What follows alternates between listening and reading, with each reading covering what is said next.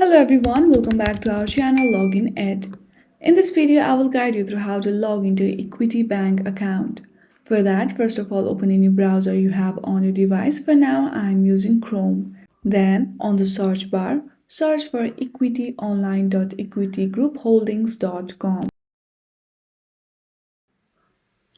Once you land on the official website of Equity Bank, at the right side you will see Get Started option. Click on it.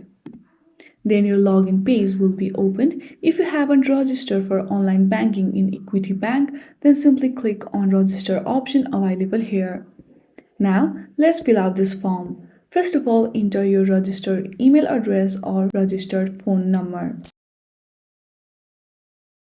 Then, enter your password. In case you do not remember your password, then simply click on Forget Your Password option available here.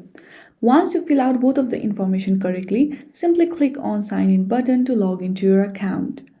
I hope this video was helpful. If you like this video, then please do not forget to like and subscribe to our channel. Thank you for watching.